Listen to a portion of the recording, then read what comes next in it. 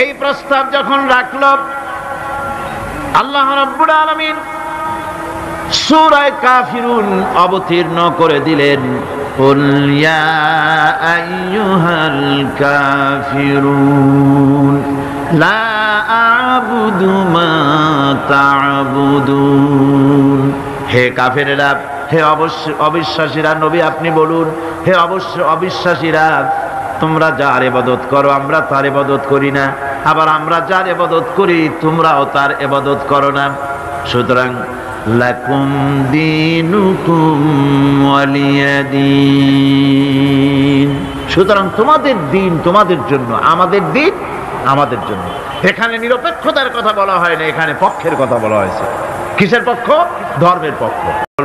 فَمَن يَكْفُرْ بِالطَّاغُوتِ وَيُؤْمِنْ بِاللَّهِ فَقَدِ اسْتَمْسَكَ بِالْعُرْوَةِ الْوُثْقَى لَا انفِصَامَ لَهَا وَاللَّهُ سَمِيعٌ عَلِيمٌ। فَمَن يَكْفُرْ بِالطَّاغُوتِ, যে ব্যক্তি তাগুতকে অস্বীকার করেছে, সর্বপ্রথম তাগুতকে অস্বীকার করতে হবে। ওয়া ইউমিন বিল্লাহ, আর এরপরে আল্লাহর উপরে যে ঈমান আনলো, ফাকাদ ইসতামসাকা বিল উরওয়াতিল উসকা, সে এমন এক শক্ত অবলম্বন ধারণ করলো যা তাকে কোনো কিছুই বিচ্ছিন্ন করবে না, ধ্বংস করে দেবে না। সুবহানাল্লাহ। এখন সত্যিকারের ঈমানদারের পরিচয়টা কি? কোরআনে কারীম সত্যিকারের ঈমানদারের পরিচয় এভাবে পেশ করতেছে, ইন্নামাল মুমিনুনা আল্লাযীনা আমানু বিল্লাহি ওয়া রাসূলিহি সুম্মা লাম ইয়ারতাবু ওয়াজাহিদু বিআমওয়ালিহিম ওয়া আনফুসিহিম ফি সাবিলিল্লাহ উলাইকা হুমুস সাদিকুন। ঈমানের দাবিতে সত্যবাদী কারা? ইন্নামাল মুমিনুনা আল্লাযীনা আমানু বিল্লাহি ওয়া রাসূলিহি, সত্যিকারের মুমিন তো তারা যারা নাকি ঈমান এনেছে আল্লাহর উপর এবং রাসূলের উপরে। এই ঈমান আনার পর সুম্মা লাম ইয়ারতাবু, এরপরে কোন সন্দেহে সে নিপতিত হয় নাই, কোন সন্দেহ তার মনের মধ্যে জায়গা পায় নাই, আর সে আল্লাহর রাস্তায় জিহাদ করেছে মাল দিয়ে, জান দিয়ে। উলাইকা হুমুস সাদিকুন, এরাই হলো ঈমানের দাবিতে সত্যবাদী। সুম্মা লাম ইয়ারতাবু, অথবা এক বিন্দু সন্দেহ মনের মধ্যে জায়গা দেয় নাই। অর্থাৎ ঈমান আনছি কার উপরে? আল্লাহর উপরে। কার উপরে? আর তার রাসূলের উপরে। আল্লাহ এবং রাসূলের উপরে ঈমান আনার পর যারা আল্লাহ এবং রাসূলের বিধান জীবনের সকল ক্ষেত্রে মানতে পারে নাই, তারাই সন্দেহে নিপতিত হয়েছে। কথা বুঝতে পেরেছেন? আল্লাহ রাব্বুল আলামিন তিনি পরিষ্কার করে বলছেন, এই ঘরের মালিকের ইবাদত করো, তিনি ক্ষুধার সময়ে খেতে দিবেন, আর তিনি তোমাদেরকে বৃষ্টির সময় নিরাপত্তা দান করবেন।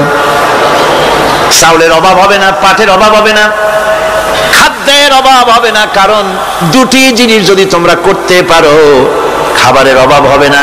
ওয়ালাউ আন্না আহলাল কুরা আমানু ওয়াত্তাকাউ লাফাতাহনা আলাইহিম বারাকাতিন মিনাস সামাই ওয়াল আরদ। দেশের লোকেরা, জনপদের লোকেরা যদি দুইটা কাজ করে, এক নম্বরে হলো আমার উপরে ঈমান আনবে, দুই নম্বরে হলো আমাকে ভয় করার নীতি অবলম্বন করে যদি চলে, তাহলে ওই দেশের মানুষের জন্য আকাশ আর জমিনের সব বরকতের দরজা আমি আল্লাহ খুলে দেব। আল্লাহর ওয়াদা। আল্লাহ পাকের নিকট মানুষের সবচাইতে বড় দাবি কি? আল্লাহর কাছে মানুষের সবচাইতে বড় দাবি কি করতে পারেন? পারেন না।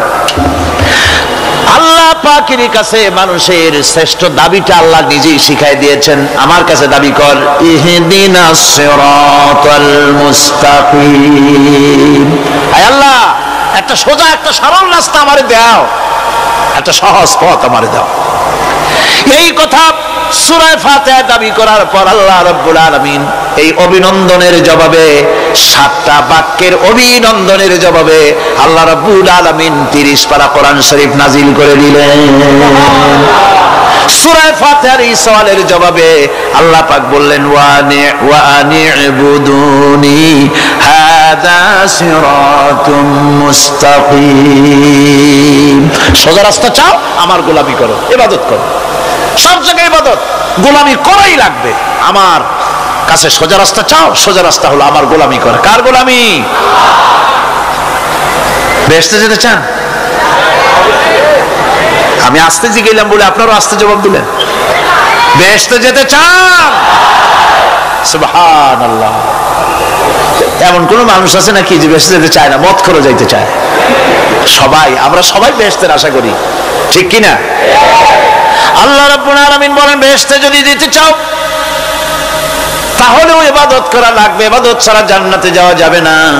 ফাদখুলি ফি ইবাদি ওয়াদখুলি জান্নাতি। সর্বপ্রথম আমার বান্দার মধ্যে দাখিল হয়ে যা, আমার গোলামির মধ্যে দাখিল হওয়া, আমার গোলাম হয়, এরপরে আমার জান্নাতে চলে যা। আগে গোলাম হবি, তারপরে কোথায় যাবি? জান্নাতে যাবে। আগে গোলাম হ, আগে গোলামির খাতায় নাম লেখা, আগে সত্যিকারের আমার বান্দা হ, গোলাম, এরপরে জান্নাতে যাওয়া যাবে। জান্নাতে যাইয়া আল্লাহর সাথে কি দেখা করতে চাই? আল্লাহর সাথে দেখা করতে চাই। আল্লাহ রাব্বুল আলামিন বলেন ফামা কানা ইয়ারজু লিকা রাব্বিহি ফালইআমাল আমালান সালিহান ওয়া লা ইউশরিক বিইবাদাতি রাব্বিহি আহাদা। তোমাদের মধ্যে যদি কেউ আল্লাহর সঙ্গে, তার রবের সঙ্গে যদি কেউ দেখা করতে চায় তাহলে সে যেন ভালো ভালো কাজ করে, নেক কাজ করে, আর তোমার রবের সাথে অর্থাৎ আল্লাহ রাব্বুল আলামিনের সাথে ইবাদতের মধ্যে যেন কাউকে শরীক না করে। শিরক যদি না করো, খাঁটি গোলাম, খাঁটি বান্দায় যদি পরিণত হতে পারো, কিয়ামতের দিন আল্লাহ রাব্বুল আলামিনের সঙ্গে দিদার নসিব হয়ে যাবে। এই গোলামি করব কতদিন? কতদিন গোলামি করব? এই প্রশ্নের জবাবে আল্লাহ রাব্বুল আলামিন কোরআনে কারীমের মধ্যে জবাব দিয়ে দিয়েছেন ওয়াবুদ রাব্বাকা হাত্তা ইয়াতিয়াকাল ইয়াকিন। মৃত্যু পর্যন্ত, যতক্ষণ না নাক দিয়ে শেষ প্রশ্বাসটি, নিঃশ্বাসটি বেরিয়ে যাচ্ছে, ততক্ষণ পর্যন্ত আনুগত্য, গোলামি শক্ত হবে কার? জোরে চিল্লায় এখন কার? এই গোলামি জীবনের সব ক্ষেত্রে করতে পারলে আমরা মুসলমান, আর করতে না পারলে মুসলমান নামে মুনাফিক। না পারলে কি? মুনাফিক। বন্ধুগণ, ইয়াকা নাবুদু পর্যন্ত বলে ওয়া ইয়াকা নাস্তাইনের কথাটা শোনাচ্ছি। সূরা ফাতিহার ভিতরে আমরা পড়ি, পড়েন আমার সাথে, ইয়াকা নাবুদু ওয়া ইয়াকা নাস্তাইন। হে আল্লাহ, একমাত্র তোমার গোলামি করি আর একমাত্র তোমার কাছে সাহায্য চাই। তুমি ছাড়া কারো কাছে সাহায্য? এটা কি ঠিক? এটা কি আমাদের মনের কথা, ঈমানের কথা? আল্লাহ করুন, আল্লাহ করুন, বলি আমিন। হাদিস শরীফে বলা হয়েছে ইজা সাআলতা ফাসআলিল্লাহ ওয়া ইজা ইসতাআনতা ফাসতাইন বিল্লাহ। কিছু চাইতে হলে আল্লাহর কাছে চাও, কিছু বলতে হলে, ভিক্ষা করতে হলে আল্লাহর কাছেই ভিক্ষা করো। কার কাছে ভিক্ষা করবেন? আল্লাহর কাছে বলুন। আমার বন্ধুগণ, আমি আমার ঈমান থেকে কথা বলি, আমি আমার ঈমান থেকে কথা বলি। কোরআন এবং হাদিস পড়ে যতটুকু আল্লাহ বোঝার তৌফিক দিয়েছেন সেই কথাগুলি পেশ করার জন্য চেষ্টা করি। বন্ধুগণ, এদিক ওদিক কোনো দিকে না ঘুরে মসজিদে যান, মসজিদে গিয়ে নামাজ পড়েন, আর আল্লাহর কাছে হাত পেতে আল্লাহরে বলেন। সেজদা গিয়া যখন রব্বুল আলামিনের দরবারে কিছু চাইবেন, হুজুরের কাছে জিজ্ঞেস করা হয়েছে, হুজুর, বান্দা কখন আল্লাহর নিকটবর্তী হয়ে যায়? আল্লাহর নবী বলেছেন, বান্দা যখন সেজদা দেয় তখন বান্দা একেবারে আল্লাহ পাকের কাছে চলে যায়। আল্লাহর কাছে চান, যা দরকার, ছেলে নাই, মেয়ে নাই, বউ নাই, অথবা চাকরি নাই, প্রমোশন চাই, ব্যবসায় উন্নতি চাই, যা দরকার কাকে বলবেন? মনটাকে পরিষ্কার করুন, আজকে মনটাকে সাফ করুন, সমস্ত দুর্বলতা থেকে মনকে উঠায় আনো, বিশ্বাস করুন যা চাওয়া যা বলা সবটা আল্লাহর কাছে। কার কাছে? আমি তার গোলাম। আমি কার গোলাম? আল্লাহ ছাড়া কারো কাছে আমার অভিযোগ তুলবো না, সবটা বলবো আল্লাহর কাছে। বলে দেখেন, বলে দেখেন আল্লাহ পাক কিভাবে আপনাকে সাহায্য করেন। সুবহানাল্লাহ। ভাইরা আমার, আল্লাহ রাব্বুল আলামিন রাসূল করিম সাল্লাল্লাহু আলাইহি ওয়াসাল্লামকে বলেছেন, ফাইদা ফারাগতা ফানসাব ওয়া ইলা রাব্বিকা ফারগাব।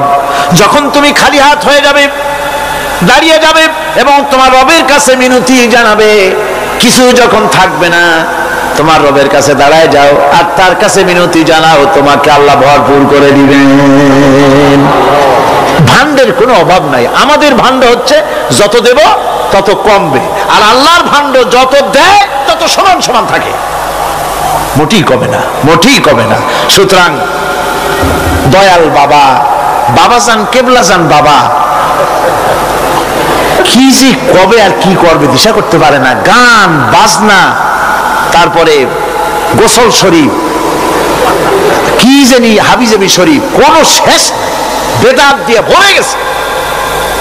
এগুলি বিশ্বাস করবেন না, বেদাত খারাফা, এর সাথে মুসলমানের কোনো সম্পর্ক নাই। গান বাজনার সাথে মুসলমানের কোনো সম্পর্ক। হাতে কতগুলো ঢোল নিয়ে তারপরে মাজারের কাছে গিয়ে ঢোল বাজায়, কবরের কাছে, মাথায় কতগুলো চুল, দাঁতে ময়লা, মোষগুলা ঠোঁট দুইটা ঢাইকিয়া দাড়ির কাছে এসে পড়ছে। হায় হায় রে, এই রকমের মোষ আমি মাঝে মধ্যে চিন্তা করি যে দই খায় কেমনে এরা, গাঁজা মদ খাইয়া এগুলো মাজার মধ্যে গিয়ে পড়ে থাকে। আর কি জানি আছে ওইটারে ঘষে আর বলে মদিনা যাব কেমনে, মদিনা যাব। কারণ তুই মদিনা যাবি কেমনে? মদ খেয়ে গাঁজা খেয়ে তুই যাবি মদিনা, একটা কথা হইল? তোর নাপাক কদম আল্লাহ পাকের আরদে মুকাদ্দাসে উঠতে পারে না। বদকার, জিনাকার, শারাবি, কাবাবি আল্লাহ পাকের নাফরমান। কতগুলা শালু কাপড় গায়ে দিয়া, মাথায় কতগুলা চুল রেখা, তারপরে গ্রামের নামে শরীফ। আশ্চর্য কথা, এই গ্রামের নাম শরীফ, ওই গ্রামের নামের মাথায় গিয়া শরীফ। শরীফ তো মক্কা শরীফ, মদিনা শরীফ, কোরআন শরীফ, হাদিস শরীফ। আর শরীফের দরকার নাই। শরীফের জাত মারছে গ্রামে গ্রামে শরীফ লাগাইয়া, কর্ণফুলী শরীফ, চন্দ্রকোনা শরীফ। আশ্চর্য কথা, শরীফ শব্দের একটা ইজ্জত থাকা উচিত, ঠিক কিরকম? আপনাদেরকে সতর্ক হতে হবে। আনুগত্য এবং গোলামি সকল ব্যাপারে আল্লাহ পাকের করতে হবে, চাইতে হবে কার কাছে? আল্লাহর কাছে। আমার এই কথা আপনাদের মনে আছে কিনা জানি না। সম্রাট শাহজাহানের সময় এক ফকির, এক ভিক্ষুক ভিক্ষা করে বেড়াতো। 70-80 বছর বয়স হয়ে গিয়েছে। এক লোক বলছে, সারা জীবন তো তোমার ছোটবেলা থেকে ভিক্ষা করতে দেখলাম। সে বলল, মানুষের দেয় তো 2 পয়সা 1 পয়সা, ভিক্ষা ছাড়া করবোটা কি? লোকটি বলল, তোমার একটা পরামর্শ দেই, একদিন সম্রাটের কাছে গিয়ে যে দেখো, একবারে যা দেবে খাইয়া কুলাইতে পারবে না। সম্রাট শাহজাহান কোথায় আছে এখন? দেখো গিয়ে মসজিদে আছে।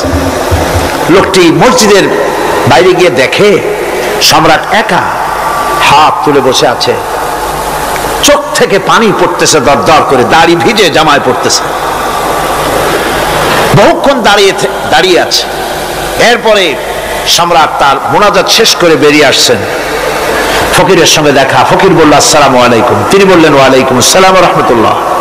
ফকির রওনা করেছে। বাদশা বলছে, তুমি তো একজন ভিক্ষুক মানুষ বলি মনে হয়, আমার কাছে তো কেউ কিছু না চাইয়া যায় না, তুমি যে কিছু না চেয়েই চলে যাচ্ছ। ভিক্ষুক বলছে, জাহাপানা, সত্যি কিছু চাইতে এসেছিলাম আপনার কাছে, কিন্তু আপনার অবস্থা দেখে আমার জ্ঞানের চোখ খুলে গেছে। আমি দেখতে পেলাম আমি যে সম্রাটের কাছে ভিক্ষা চাইতে আসলাম, আমি তো শুধু তাকায় আছি, আমি তো কান্দি না, বরং আমি যার কাছে চাইতে এসেছি তিনি আমার চাইতে আরো নগণ্য ভিক্ষুকের মতো হয়ে কার কাছে যেন হাত পেতে চোখের পানি ফেলে কান্দে।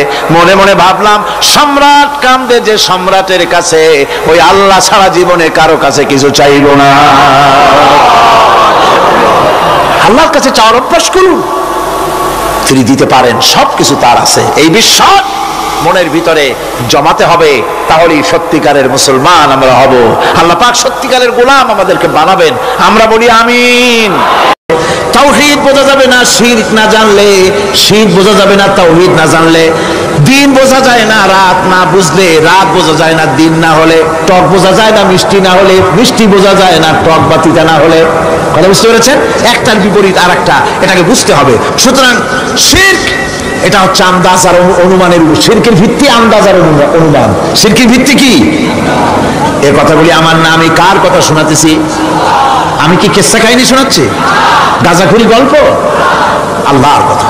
আমার আল্লাহ পাক বলছেন, আলা ইন্না লিল্লাহি মান ফিস সামাওয়াতি ওয়া মান ফিল আরদ। জেনে রাখো, আসমানের বাসিন্দা হোক আর জমিনের বাসিন্দা হোক, সব হতেছে আল্লাহর মালিকানাধীন। কার মালিকানাধীন? ওয়ামা ইয়াত্তাবিউল্লাযীনা ইয়াদউনা মিন দুনিল্লাহি শুরাকা। যারা আল্লাহকে ছাড়া মন গড়া শরীকদারকে ডাকে, আল্লাহর বাদ দিয়া অন্য শরীকদের যারা ডাকে, তারা এটা ডাকে কিভাবে? ইয়াত্তাবিউনা ইল্লায-যন্না ওয়া ইনহুম ইল্লা ইয়াখরুসুন। তারা নিছক আন্দাজ এবং অনুমানের অনুসারী, আর শুধু কল্পনাই করে। সব কল্পনা, কোনো দলিল নাই। মাজারে গিয়া কিছু চাওয়া, এর কি কোনো দলিল আছে? রাসূলুল্লাহ এরকম করেছেন, সাহাবায়ে কেরাম এরকম করেছেন? আগরবাতি দেওয়া, মোমবাতি দেওয়া, চাদর দেওয়া, এগুলো রাসূলুল্লাহ করেছেন না সাহাবায়ে কেরাম করেছেন? এগুলি সব আন্দাজ এবং অনুমানের উপরে করা।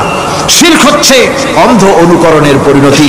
ওই দেখছি মা বাপ করেছে, মুরব্বীরা করেছে, তাই করে। আল্লাহ পাক বলছেন, যদি তাদের জিজ্ঞেস করে সব কাজ করো কেন তারা?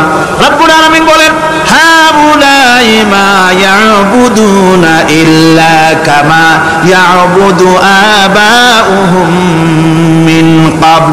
হে নবী, এরা সেই মিথ্যা খোদাদের ইবাদত করে। কেন করে? প্রশ্ন করা হলে তারা এই জন্যই করে যে তাদের বাপ দাদারে করতে দেখেছে, তাই বাপ দাদাদের অনুসরণ তারা করে, অনুকরণ করে, আন্দাজের উপরে, অনুমানের উপরে। তাদের কাছে কোনো দলিল নাই। এই শিরক থেকে ফিরে থাকার জন্য সূরা লোকমানের মধ্যে দেখুন, হযরতে লোকমান তিনি তার সন্তানকে ডেকে বলছেন, ইয়া বুনাইয়া ইয ক্বালা লুকমানু লিবনিহি ওয়া হুয়া ইয়াইযুহু ইয়া বুনাইয়া লা তুশরিক বিল্লাহ ইন্নাশ শিরকা লাযুলমুন আযীম। ইয়া বুনাইয়া, হে আমার নান্না মুন্না লাডলা, হে আমার কলিজার টুকরা সন্তান, ইয়া বুনাইয়া লা তুশরিক বিল্লাহ, খবরদার আল্লাহর সাথে শরীক স্থাপন করো না। ইন্নাশ শিরকা লাযুলমুন আযীম। শিরক হচ্ছে মস্ত বড় অপরাধ। যারা শিরক করে তারা অপমানিতের শেষ পর্যায়ে চলে যায়, তারা অপমানিত হয়। কিরকম? ওয়ামান ইউশরিক বিল্লাহি ফাকান্নামা খাররা মিনাস সামাই ফাতাখতাফুহু আত-তায়রু আও তাহওয়ি বিহির রিহু ফি মাকানিন সাহিক। আল্লাহর সাথে যারা শিরক করে সে যেন আকাশ থেকে পড়ে গেল। কার কথা এটা? যে ব্যক্তি শিরক করলো সে যেন আকাশ থেকে পড়ে গেল, আর পাখি যেন তাকে মহাশূন্য থেকে ছো মেরে নিয়ে গেল, বাতাস যেন তাকে এক বিরাট প্রান্তরে নিয়ে বিন্দু বিন্দু করে ছিন্ন ভিন্ন করে দিল। তার মানে হলো আকাশ থেকে পড়ে যাওয়ার অর্থ হলো তাওহীদের অবস্থান থেকে সরে যাওয়া। পাখিতে ছো মারার অর্থ হলো যখন সে শিরক করে তখন শয়তানের সে ফুটবল হয়ে যায়। শয়তানের কি হয়? শয়তানের ফুটবল হয়ে যায়। বাতাস উড়িয়ে নেওয়ার অর্থ হলো লালসা এবং নফসের প্রবৃত্তির ভিতরে লোকটি নিমজ্জিত হয়ে যায়। সুতরাং অপমান এবং লাঞ্ছনা পাওনা থাকে যারা শিরক করে তাদের জন্য। আল্লাহ শিরকের ব্যাপারে একটা দৃষ্টান্ত দিচ্ছেন। আল্লাহ পাক কোরআন শরীফে অনেক দৃষ্টান্ত দিয়েছেন। দৃষ্টান্ত দিলে লোকেরা বোঝে ভালো, ঠিক কিনা কোন? আল্লাহ পাক দৃষ্টান্ত দিচ্ছেন, ইয়া আইয়ুহান নাসু দুরিবা মাসালুন ফাসতাবিউ লাহু ইন্নাল্লাযীনা তাদউনা মিন দুনিল্লাহি লা ইয়াখলুকু যুবাবান ওয়া লাউ ইসতামাউ লাহু। আল্লাহ পাক বলেন, হে মানব সকল, আমি আল্লাহ একটা দৃষ্টান্ত দিতেছি, তোমরা শোনো। সুবহানাল্লাহ। আল্লাহ পাক বলছেন, আমি একটা দৃষ্টান্ত দেই, তোমরা শোনো। ফাসতামিউ লাহু, কান পাতা ভালো করে শোনো আমার দৃষ্টান্তটা। আমি আল্লাহর বাদ দিয়ে যারা অন্যদেরকে ডাকে প্রয়োজন পুরাবার জন্য, সন্তান পাওয়ার জন্য, স্বাস্থ্য ভালো হওয়ার জন্য, ঋণ মুক্ত হওয়ার জন্য, ইবাদত করার নিয়ত নিয়ে আমারে বাদ দিয়ে তারা যারা ডাকে, যাদেরকে ডাকা হলো, ওরা তো মাছির মতো একটা প্রাণীও বানাইতে পারে না। ছোট্ট একটা মাছিও বানাইতে পারে? জোরে বলেন, পারে? মাছির মতো প্রাণী বানানো তো দূরের কথা, ওয়াইয়াসলুবুহুম যুবাবু শাইআ লা ইস্তানকিযুহু মিনহু যাউফাত তালিব ওয়াল মাতলুব। ওই মাছি যদি তার কাছ থেকে কোনো জিনিস হরণ করে নিয়ে যায়, মাছির কাছ থেকে ওটা ফিরায় রাখার ক্ষমতা তার নাই। মূর্তি বানানো হয় 10খানা হাত, 20খানা হাত, 40টা মাথা, সামনে ডাব আছে, চিড়া আছে, কলা আছে, মুড়ি আছে, কত খাবার। মাছিতে সব যদি নিয়ে যায়, কুত্তায় দাঁড়ায় যদি গায়ে পেশাবও করে দেয়, এতগুলো হাত একটা হাত দিয়েও সরাইয়া দিতে পারে না। আল্লাহ পাক বলেন, যাউফাত তালিবু ওয়াল মাতলুব। যাদের কাছে ওরা চায়, ওই আশ্রয় প্রার্থী আর আশ্রয়দাতা দুটোই দুর্বল। হাদিস শরীফে এসেছে, একবার এক মুশরিক রাসূল করিম সাল্লাল্লাহু আলাইহি ওয়াসাল্লামের কাছে এসেছেন একটা ভাঙ্গা, ঠ্যাং ভাঙ্গা, কল্লা ভাঙ্গা একটা মূর্তি নিয়ে। হুজুর বলছেন যে তোমার এই মূর্তিটার কল্লা ঠ্যাং ভাঙ্গা কেন? সে ব্যক্তি কইল যে হুজুর, এটা হলো আমার খোদা। বিপদ আপদ থেকে বাঁচার জন্য সবসময় বলে রাখি, না জানি কোন সময় কোন বিপদে পড়ে যায়। পথে চলতে গিয়ে পেশাব আসলো, ভাবলাম খোদারে নিয়ে এই কাম করুন, তার রাস্তার উপরে দাঁড় করায় রাখা, এরপরে আমার কাজ সারলাম। এসে দেখি খোদাটার মাথা থেকে শুরু করে পা পর্যন্ত খালি ভিজা। ভাবলাম খোদার শরীর ভিজা, নিশ্চয়ই কোনো বরকতের পানি হবে। কোলে তুলে নিয়ে চাট আরম্ভ করলাম। চাটতে গিয়ে টের পাইলাম যে গন্ধ লাগে টক টক। আশ্চর্য কথা, বরকতের পানি এরকমের ঝাঁঝালো গন্ধ, নাক ছিঁড়ে যাওয়ার মতো। বিষয়টা কি? কিসের বরকত? এদিক ওদিক তাকায় দেখি দূরে একটা কুত্তা দাঁড়ানো, আর তার নিচের থেকে পানি টপকাচ্ছে। তখন বুঝলাম কি বরকতের পানি। কয় হুজুর, মেজাজটা খারাপ হয়ে গেল। খোদাটার ঠ্যাং না ধরিয়া ঠ্যাং ধরে বললাম, তুই খোদা না হুদা? কুত্তার পেশাব দিয়া নিজের বাঁচাইতে পারো না, আমারে বাঁচাবি কেমনে? কাছার দিয়া কল্লা ভাঙিয়ে ফেলাইছে। হুজুর জিজ্ঞেস করলেন, আমার কাছে কেন এসেছো? মুশরিক ব্যক্তি বলছি, ইয়া রাসূলুল্লাহ, জীবনের ভুল বুঝতে পেরেছি, আমি এখন তাওহীদের শরবত পান করতে এসেছি। নবীজি বললেন, পড়ো লা ইলাহা ইল্লাল্লাহু মুহাম্মাদুর রাসূলুল্লাহ। আল্লাহ পাক কি সুন্দর করে বুঝাচ্ছেন, আমি ছাড়া কারো কোনো ক্ষমতা নাই। আল্লাহুল্লাযী খালাকাকুম সুম্মা রাযাকাকুম সুম্মা ইউমীতুকুম সুম্মা ইউহয়ীকুম। আল্লাহ বলছেন, ও বান্দারা শোনো, আমি আল্লাহ তোমাদেরকে সৃষ্টি করেছি। শুধু সৃষ্টি করি নাই, খাবার দিছি। কে দিয়েছেন খাবার? সৃষ্টি করেছি, খাবার দিয়েছি, এরপরে তোমাদের মৃত্যু করব, আবার মৃত্যুর উপরে আমি আল্লাহ তোমাদের জিন্দা করব। হাল মিন শুরাকাইকুম মান ইয়াফআলু মিন যালিকুম মিন শাই। তোমরা তাদের পূজা করো, তোমরা তাদের ইবাদত করো, আমি আল্লাহ ছাড়া আমি যে সব কাজ করি, এই সব কাজ তোমাদের ওই সব দেবদেবতারা করতে পারে? আল্লাহ বলেন, পারে না। সুবহানাহু ওয়া তাআলা আম্মা ইউশরিকুন। তিনি পবিত্র, পবিত্র পবিত্র। তারা যে সমস্ত কথা বলে আর আল্লাহর সাথে যে সমস্ত জিনিস দিয়ে শরীক স্থাপন করে, তার থেকে আল্লাহ মহান পবিত্র। আল্লাহ পাক বলেন, দেখো আমার কত ক্ষমতা, চিন্তা করো। কুল আরাইতুম ইন আখাযাল্লাহু সামআকুম ওয়া আবসারাকুম ওয়া খাতামা আলা কুলুবিকুম মান ইলাহুন গায়রুল্লাহি ইয়াতিকুম বিহি।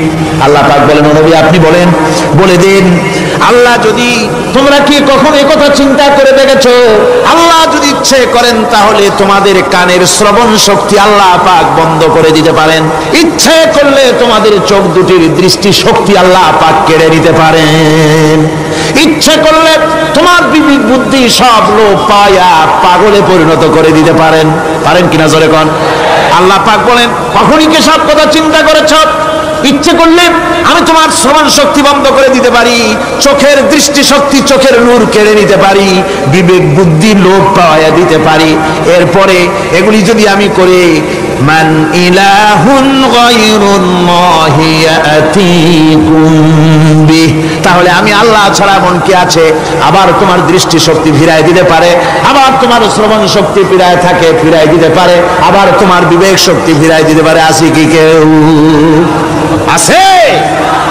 আল্লাহ পাক বলেন নবী আপনি বলেন আমার নিয়ামত খায় লাভলাভি করো, আমার নিয়ামত খাও, পানি খাও, মাছ খাও, গোশ খাও, যে পানি না হলে তোমাদের জীবন বাঁচে না। কুল আরাআইতুম ইন আসবাহা মাউকুম গাওরান ফামান ইয়াতিকুম বিমাইন মাইন, নবী বলে দিন সমুদ্রের পানি, দরিয়ার পানি, কুয়ার পানি, পাতালের পানি, সমস্ত পানি যদি আমি আল্লাহ শুকায় দেই তাহলে এমন কোন খোদা তোমার আছে নতুন করে পানি আমদানি করে দিতে পারে? কি সুন্দর করে আল্লাহ বুঝাচ্ছেন, সুবহানাল্লাহ সুবহানাল্লাহ। আল্লাহ পাক আবার বলেন শোনো বান্দারা, ও নবী আপনি মানুষকে ভালো করে বুঝান।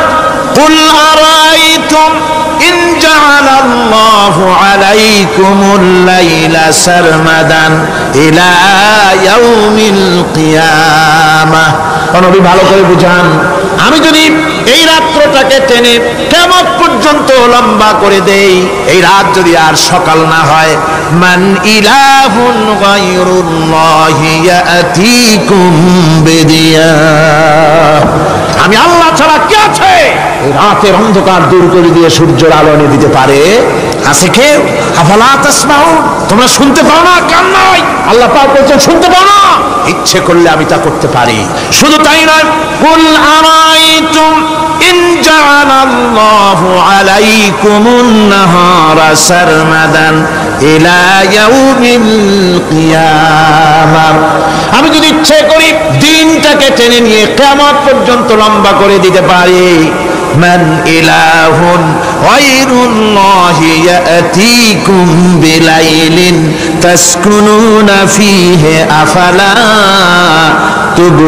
তুবসিরুন, তাহলে আমি আল্লাহ ছাড়া কোন শক্তি এমন আছে যে দিনের এই আলোর ঝলকানি দূর করে দিয়ে রাতের পর্দা এনে তোমার জন্য শান্তির ঘুম এনে দিতে পারে, শান্তিপূর্ণ পরিবেশ সৃষ্টি করে দিতে পারে? কে আছে আমি আল্লাহ ছাড়া?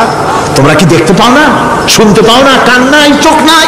আল্লাহ পাক এভাবে করে মানুষকে সুন্দর করে করে শিরক থেকে বাঁচার জন্য বলছেন সমস্ত ক্ষমতা হচ্ছে আমি আল্লাহর। সমস্ত ক্ষমতা কার? আল্লাহ পাক বলেন এই শিরক যদি ছেড়ে না দাও, আমি ছাড়া অন্য কারো কাছে যদি সন্তান কামনা করো, স্বাস্থ্য কামনা করো, ঋণ মুক্তির কামনা করো, জেনে রাখো কুল তামাত্তাউ ফাইন্না মাসীরাকুম ইলান নার, আল্লাহ পাক বলেন নবী ওদের বলে দেন ফুর্তি করো, খাও, জনমের মতো লুটে ফুটে খাও, এরপরে জায়গা হবে জাহান্নাম। জায়গা হবে কোথায়? শিরক যারা করে তাদের জায়গা হবে জাহান্নাম। আল্লাহ বলে দিয়েছেন ইন্নাহু মান ইউশরিক বিল্লাহি ফাকাদ হারামাল্লাহু আলাইহিল জান্নাহ ওয়া মাওয়াহুন নার, যে ব্যক্তি শিরক করবে তার জন্য আল্লাহ পাক জান্নাতকে হারাম করে দিবেন। নাউযুবিল্লাহ, আল্লাহর জান্নাত হারাম, যারা শিরক করবে তাদের জন্য বেহেশত কি? হারাম। আমার বন্ধুগণ বড় মারাত্মক কথা, খবরদার এই শিরক থেকে আমাদেরকে বাঁচতে হবে। আল্লাহ সব গুনাহ মাফ করবেন, শিরকের গুনাহ আল্লাহ পাক বলছেন ইন্নাল্লাহা লা ইয়াগফিরু আন ইউশরাকা বিহি ওয়া ইয়াগফিরু মা দুনা যালিকা লিমান ইয়াশা, আল্লাহ রাব্বুল আলামিন শিরকের গুনাহ মাফ করবেন না, সমস্ত গুনাহ মাফ হয়ে যাবে, শিরকের গুনাহ রব্বুল আলামিন মাফ করে দিবেন না। ওয়া মান ইউশরিক বিল্লাহি ফাকাদ ইফতারা ইসমান আযীমা, যারা শিরক করলো তারা আল্লাহর সাথে মিথ্যা আরোপ করলো, জুলম করলো আল্লাহর উপরে। জোরে কর নাউযুবিল্লাহি মিন যালিক। ভাইরা আমার, সুতরাং আমাদেরকে ডাকতে হবে একমাত্র আল্লাহ পাককে। কাকে ডাকতে হবে? আল্লাহ পাককে ডাকতে হবে, তিনি আমাদের সমস্ত প্রয়োজন মিটিয়ে দিবেন। এ বিশ্বাস আছে তো? এ বিশ্বাস হয়েছে? আল্লাহ পাক বলছেন ওয়ালা তাদউ মিন দুনিল্লাহি মা লা ইয়ানফাউকা ওয়ালা ইয়াদুররুকা ফাইন ফাআলতা ফাইন্নাকা ইযাম মিনাজ জালিমিন। আল্লাহকে ছেড়ে এমন শক্তিকে কেন ডাকো যে শক্তি তোমার কোনো ফায়দা করতে পারবে না, কোনো ক্ষতিও করতে পারবে না, এমনকি ওরা নিজেদেরও কোনো উপকার করতে পারে না। আল্লাহ পাক আরো বলেন ওয়াইয়ামসাসকাল্লাহু বিদুররিন ফালা কাশিফা লাহু ইল্লা হুয়া। আল্লাহ পাক যদি কোনো বিপদ দেন, ওই বিপদ থেকে তোমাকে কেউ ফিরাইয়া দিতে পারে না। ওয়াইয়ুরিদিকা বিখাইরিন ফালা রাদ্দা লিফাদলি। আল্লাহ পাক যদি তোমার কোনো অনুগ্রহ করতে চান, তোমাকে যদি কোনো সাহায্য করতে চান, সেই সাহায্যের মুখেও তোমাকে কেউ প্রতিরোধ করে তুলতে পারে না, আল্লাহ সাহায্য ফিরাই দিতে পারে না। সুতরাং সবকিছুর মালিক হচ্ছেন আল্লাহ, চাইতে হবে আল্লাহর কাছে। বলুন তো জোরে সোরে, হায়াতের মালিক কে? সমস্ত মুসলমানদেরকে চিল্লায় বলতে হবে, দাঁড়ানো মানুষ, বসা মানুষ, সব মুসলমান একযোগে শরীরের সমস্ত শক্তি দিয়ে বলুন, হায়াতের মালিক কে? মওতের মালিক কে? হাসাবার মালিক কে? কাঁদাবার মালিক কে? খেতে দেওয়ার মালিক কে? মৃত্যু দেওয়ার মালিক কে? সব কিছুর মালিক কে? আল্লাহ সুবহানাহু ওয়া তাআলা। তিনি হচ্ছেন একমাত্র আমাদের প্রভু। ওই আল্লাহ রাব্বুল আলামিন বলেন ওয়া'বুদুহু ওয়াশকুরু লাহু ইলাইহি তুরজাউন। ওই আল্লাহর ইবাদত করো, তার শুকর আদায় করো, তার দিকেই আমাদের সকলকেই ফিরে যেতে হবে। আমরা বিপদে পড়ি, মুসিবতে পড়ি, যে অবস্থায় থাকি, আল্লাহ আমাদেরকে বাঁচান, রক্ষা করেন, এই বিশ্বাস আমাদের মনের মধ্যে সবসময় থাকতে হবে। আমরা ঝড়ের মধ্যে পড়ি, বৃষ্টির মধ্যে পড়ি, বিপদে পড়ি, যেখানেই থাকি, যত কষ্ট করি, সব জায়গায় আল্লাহ আমাদের হেফাজত করেন। কে করেন? হেফাজত। সুতরাং কোনো মাজারে নয়, কোনো কবরে নয়, আপনারা এর থেকে, এই সমস্ত শিরক এবং বিদআত থেকে আপনাদেরকে বাঁচতে হবে। আকাশ থেকে, জমিন থেকে খাদ্য, রিজিক, ভালো সবকিছু আল্লাহ পাক আমাদেরকে দেন। আইলাহুম্মা আল্লাহ, এই সমস্ত কাজে আল্লাহর কোনো শরীক নাই। আছে নাকি কোনো শরীক? যদি থাকে, কুল হাতু বুরহানাকুম ইন কুনতুম সাদিকিন, যদি তোমাদের কোনো দলিল থাকে, যদি সত্যবাদী হও তোমাদের দাবিতে, তাহলে সেই দলিল তোমরা নিয়ে আসতে পারো। আমাদেরকে পরিষ্কারভাবে সবকিছু চাইতে হবে আল্লাহর কাছে। এই ঈমান আজকে পোক্তা হলো তো? জোরে বলেন, পোক্তা হলো? আমরা মোনাজাত করবো। এখন কি করব?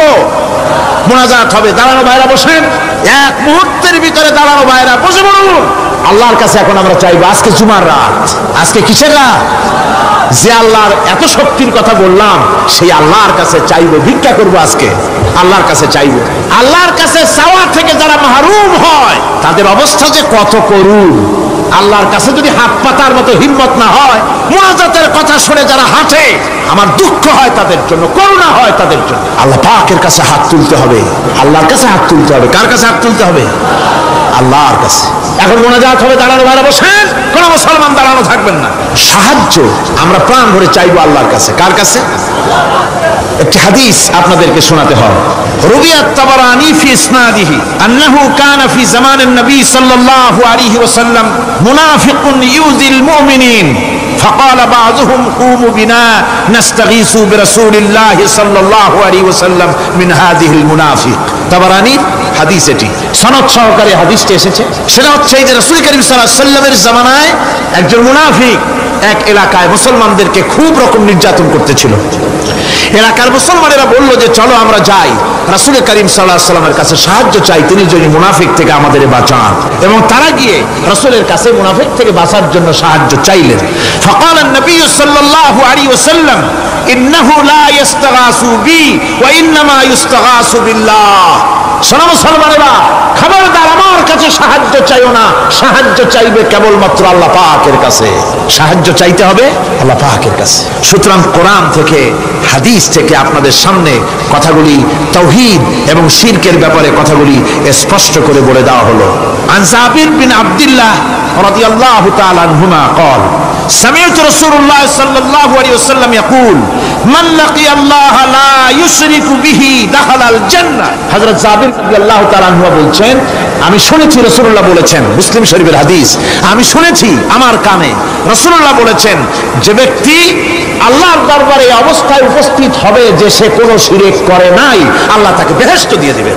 ওয়া মান লাকিয়াহু ইউশরিকু বিহি শাইআন দাখালান নার, আর যে ব্যক্তি আল্লাহর দরবারে উপস্থিত হবে এমন অবস্থায় যে শিরক করেছিল, আল্লাহ পাক তাকে জাহান্নাম দিয়ে দিবেন। নাউযুবিল্লাহ পড়েন, নাউযুবিল্লাহ পড়েন।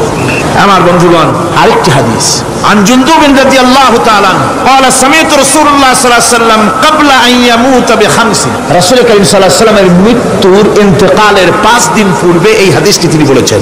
হুজুরের ইন্তেকালের 5 দিন পূর্বে, মুসলিম শরীফের হাদিস। হাদিসটি হচ্ছে, হুজুর বলছেন আলা ওয়া ইন্না মান কানা ক্বাবলাকুম কানু ইয়াত্তাখিযুনা কুবুর আমবিয়াইহিম ওয়া সালিহিহিম মাসাজিদান ফালা ইয়াত্তাখিযুল কুবুর মাসাজিদান ইন্নী নাহাকুম আন যালিক রাওয়াহু মুসলিম।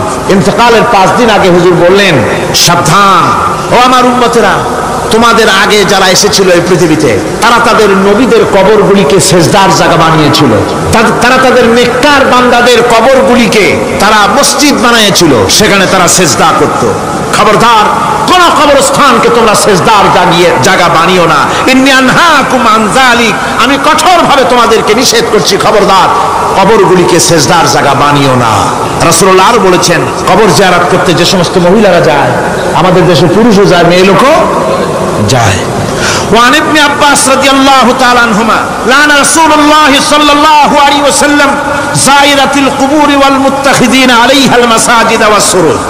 রাসূল করিম সাল্লাল্লাহু আলাইহি ওয়াসাল্লাম বলেছেন, ইবনে আব্বাস রাদিয়াল্লাহু তাআলা আনহুমা থেকে এই হাদিস বর্ণিত, তিনি বলেছেন, হুজুর বলেছেন যে খবরদার যে সমস্ত মহিলারা কবর জিয়ারতে যায়, কবরের স্থানে যারা যায়, তাদের উপরে আল্লাহ রাসূল লানত করেছেন, আল্লাহ রাসূল তাদের উপরে অভিসম্পাত দিয়েছেন যে সমস্ত মহিলা কবরস্থানে যায় আর কবরে বাতি জ্বালায়, কবরে বাতি জ্বালায়, বাতি যারা কবরে জ্বালায়, চাঁদ জ্বালায়, আল্লাহ রাসূল তাদের উপরে লানত করেছেন। সুতরাং কবরে আগরবাতি দেওয়া, মোমবাতি দেওয়া, চাদর দেওয়া এগুলি মুসলমানদের কাজ নয়, এগুলি মুসলমানদের কাজ। আপনারা খবরদার এগুলি করবেন না। সাহায্য করবেন, টাকা দিবেন, পয়সা দিবেন, সব গরিবদের দেবেন, এতিমদের দেবেন, মাদ্রাসা দিবেন, লিল্লা বডিকে দিবেন, মসজিদে দিবেন, গরিব মানুষকে দিবেন, এতিমদেরকে দিবেন, বিধবাদেরকে দিবেন, মুসলমানকে দিবেন। রাজি আছেন? মাজারে আগর না, চাদরবাতি না, মোমবাতি না, কিচ্ছু না। কোন মাজারে গেলেন, বাস আসসালামু আলাইকুম ইয়া আহলাল কুবুর, সূরা ফাতিহা পড়লেন, সূরা ইখলাস পড়লেন, দরুদ শরীফ পড়লেন, দোয়া করে দিলেন, আল্লাহ কবরে যিনি শুয়ে আছেন তারা বলল ভাই সব পৌঁছে দাও, শেষ, কিচ্ছু চাওয়ার নাই। চাইতে হবে আল্লাহর কাছে। কার কাছে? মুসলমান রাজি আছেন? কারা কারা রাজি দেখান, কারা কারা রাজি? আলহামদুলিল্লাহ। আল্লাহ রাব্বুল আলামিন কোরআন শরীফের ভিতরে বলেছেন, লাশ-শামসু ইয়ামবাগি লাহা আন তুদরিকাল কামারা ওয়ালাল লাইলু সাবিকুন নাহার ওয়া কুল্লুন ফি ফালাকি ইয়াসবাহুন। প্রবল জ্ঞানী হইবে যাহারা, আপন মনেতে বুঝিবে তাহারা, রাত্রি পারে না আগে যাইবার, দিনের স্থান করি অধিকার। চন্দ্র বাদে না সূর্যের গায়েতে, সূর্য পারে না চন্দ্রকে ধরিতে, যার যে স্থান বহাল রাখিয়া ভ্রমণ করিছে খোদাকে ডরিয়া। একটি নির্ধারিত সময় সীমা পর্যন্ত আপন আপন কক্ষপথে সব দৌড়াদৌড়ি করবে, কারো সাথে অ্যাক্সিডেন্ট হবে না কারো। ওয়াকুল্লুন ফি ফালাকি ইয়াসবাহুন, যা আছে মহাশূন্যে সব ঘুরতেছে। কে বলে? বলেন সবাই, কে বলছে? কোন সূরা? সূরা ইয়াসিন। আবার শুনুন, আল্লাহ পাক ফয়সালা দিচ্ছেন, ঘোরে কেডা? শুধু সূর্য ঘোরে না, শুধু চন্দ্র ঘোরে না, আল্লাহ মহাশূন্যে যা রেখেছেন সব ঘুরতেছে, সবই সন্তরণশীল, সব গতিশীল। সুতরাং ফয়সালা তো আল্লাহর কাছ থেকে নিতে হবে। পৃথিবী সৃষ্টি করেছেন, মানব গোষ্ঠী সৃষ্টি করেছেন এবং মানুষের প্রয়োজন মিটিয়েছেন। এই মানুষগুলিকে কে সৃষ্টি করেছে? মানুষ সৃষ্টির ব্যাপারেও দার্শনিকরা মানুষদেরকে বিভ্রান্ত করে। যা কলেজে বিশ্ববিদ্যালয়ে পড়ানো হয়, এই কোরআন শরীফ বিশ্ববিদ্যালয়ে পড়ানো হয়? হ্যাঁ হয়। কয়েকটা আয়াত, কয়েকটা সূরা পরীক্ষায় পাশ করার জন্য একটু একটু অপশনাল রেখে দেওয়া হয়েছে। বর্তমান যে শিক্ষা কমিশন, শামসুল হক শিক্ষা কমিশন রিপোর্ট মন্ত্রী পরিষদে অনুমোদন করেছে বর্তমান সরকার। এই শিক্ষানীতিতে বলা হয়েছে ক্লাস 1 থেকে নিয়ে ক্লাস 5 পর্যন্ত ধর্মীয় শিক্ষা দিতে দেওয়া হবে না। তাহলে ক্লাস 5 পর্যন্ত যদি ধর্মীয় শিক্ষা না থাকে, তাহলে ক্লাস 6-7-এ ওঠার পর আলিফ জাওরা বাজাবর বা আনাকুম জানাকুম ছেলেরা পড়বে, মেয়েরা পড়বে? আসল উদ্দেশ্য হলো ইসলাম থেকে জাতিকে দূরে সরাবার জন্য ষড়যন্ত্র। এই সরকারের প্রণীত শিক্ষানীতি আমরা মানি না। আপনারা মানেন? যেই মাদ্রাসা মানুষের চরিত্র সৃষ্টি করে, বর্তমান সরকার সেই মাদ্রাসাগুলি একটা একটা করে ধ্বংস করার পরিকল্পনা গ্রহণ করেছে। সুতরাং আসল শিক্ষা হলো কোরআনের কাছে। আসল শিক্ষা কোথায়? কোরআনের কাছে। কোরআন যদি শেখানো হতো, কোরআন যদি শেখানো হতো কলেজে, বিশ্ববিদ্যালয়, তাহলে গতকাল চট্টগ্রাম বিশ্ববিদ্যালয় থেকে যেসব ছেলেরা বিশ্ববিদ্যালয় কর্তৃপক্ষ কর্তৃক বরাদ্দকৃত, হাইজ্যাক করা নয়, বরাদ্দকৃত 4খানা বাস দিয়ে কোরআন শুনতে আসতে চেয়েছিল, বর্তমান সরকারের তথাকথিত সোনার ছেলেরা আসতে দিল না। কোরআন যদি তারা পড়তো, তাহলে কোরআন শরীফ শুনতে তারাও আসতো। কপাল পোড়া। জোরে বলেন কি? আরো জোরে বলেন কি? কপাল পোড়া। সব ভালো লাগে, কোরআন ভালো লাগে না। এদেরকে শিখানো হয়েছে, আরে তোমরা তো মানুষ না। বলে আমরা কি? তো তোমাদের ডারউইন বাবাজি বলে নাই, শোনো নাই? কি পড়ো টড়ো তোমরা, বুদ্ধি শুদ্ধি রাখো না। ডারউইন বলেছে, থিওরি অফ ইভলিউশনের মধ্যে বলেছেন মানুষ মানুষ না। বলে কি? মানুষ হলো বান্দর। কপাল পোড়া। কি কপালে লেখা থাকে? কাজে কামে প্রকাশ হয়ে যায়। ডারউইন বলল মানুষ মানুষ না। আলফ্রেড বললেন মানুষ হলো মানুষই ঠিক, তবে মানুষ হলো সেক্স সর্বস্ব জীব। সেক্স সমস্যার সমাধান করলে মানুষের সব সমস্যার সমাধান হয়ে যাবে। কার্ল মার্কস বললেন মানুষ হলো পেট সর্বস্ব জীব, পেট সমস্যার সমাধান করে দিলে সব সমস্যা শেষ। আর ডারউইন বললেন মানুষ মানুষই না, মানুষ কি? বলে বান্দর। ওরাং ওটাং শিম্পাজি আর ব্যাং থেকে মানুষের উৎপত্তি হয়েছে। আমি যখন জীবনের প্রথম শিম্পাজি দেখলাম, ওরাং ওটাং দেখলাম, তখন আমি মনে করেছি যে ডারউইন খামোখা ভুল করে নাই। এইটা দেখেই ও মনে করেছে যে এই হচ্ছে আমার মাতামহের গোষ্ঠী, এই হলো পিতামহের গোষ্ঠী। আপনারা একটু মাথা কাটায় চিন্তা করেন, মানুষ যদি বান্দর থেকে হবে, আজও বানর ফরেস্ট এরিয়া আছে কিনা বাংলাদেশে? চিল্লায় বলেন আছে কিনা? তো মানুষ যদি বান্দর থেকেই হবে, আপনারা কি কোনোদিন দেখেছেন যে একটা বান্দরের কোমর পর্যন্ত মানুষের মতো হয়ে সারছে? আর কিছুদিন গেলেই পুরো মানুষ হয়ে যাবে। গলা পর্যন্ত মানুষের মতো হয়ে গেছে, আর কদিন গেলেই মানুষ হয়ে যাবে। দেখছেন কখনো? আচ্ছা আপনারা বলেন, পাবদা মাছ আপনারা চট্টগ্রামে কি বলেন? পাবদাই বলেন। পাবদা মাছ দেখতে কি মাছের মতো লাগে? বোয়াল মাছের মতো। কোন পাগলে কি বলছে কথা যে বোয়ালের পূর্বপুরুষ পাবদা? পাবদাগুলি পুটি টুটি খাইয়ে খাইয়ে আস্তে আস্তে বোয়াল হয়ে গেছে, এ কথা কেউ বলে? আচ্ছা শোলের যে ছোট সাইজ, শোল মাছ, গজাল মাছ, এর যে ছোট্ট সাইজ ভর্তা করে খায়, শুটকি বানায় খায়, ওগুলোর কি বলে? টাকি মাছ।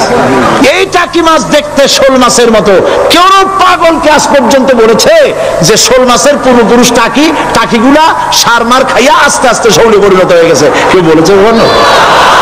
ডারউইন কয় বোতল খাইয়া যে এই মতবাদ লিখছে আল্লাহই ভালো জানে।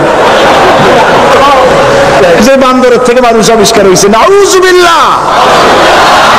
এগুলি পড়ানো হয় কলেজে, বিশ্ববিদ্যালয়, তাই আমাদের সোনার ছেলেরা বান্দরামি করে। ওদের যদি পড়ানো হইতো তোমরা বান্দরের গোষ্ঠী নও, তোমরা মানুষ। মর্যাদা কার বেশি, বান্দরের না মানুষের? এ পৃথিবীর প্রথম মানুষকে আদম আলাইহিস সালাম। আদম হইছেন কি দিয়ে? মাটি দিয়ে। আল্লাহ রাব্বুল আলামিন যিনি মানুষ সৃষ্টি করেছেন তিনি কোরআন শরীফের ভিতরে বলে দিয়েছেন।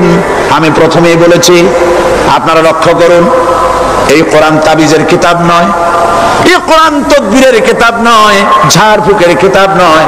কোরআন হলো পৃথিবীর মানুষের জন্য কোড অফ লাইফ, পূর্ণাঙ্গ জীবন বিধান। সবকিছু আল্লাহ পাক কোরআনের ভিতরে বলে দিয়েছেন, কোন জিনিস বাদ দেন নাই। আপনি আমি কেমনে সৃষ্টি হয়েছি আল্লাহ পাক কোরআনের ভিতরে বলেছেন, ইন্না খালাকনাকুম মিন তুরাবিন সুম্মা মিন নুতফাতিন সুম্মা মিন আলাকাতিন সুম্মা মিন মুদগা। নিষ্প্রাণ মাটি দিয়ে তোমাকে উৎপন্ন করা হয়েছে, নিষ্প্রাণ মাটি উপাদান দিয়ে তোমাকে তৈরি করা হলো।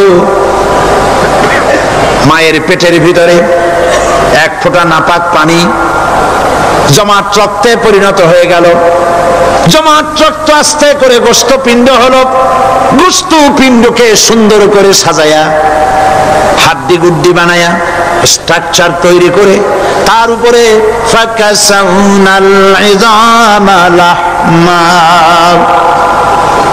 চামড়া দিয়ে গোস্ত দিয়া সাজায়া সুন্দর করে বানালাম।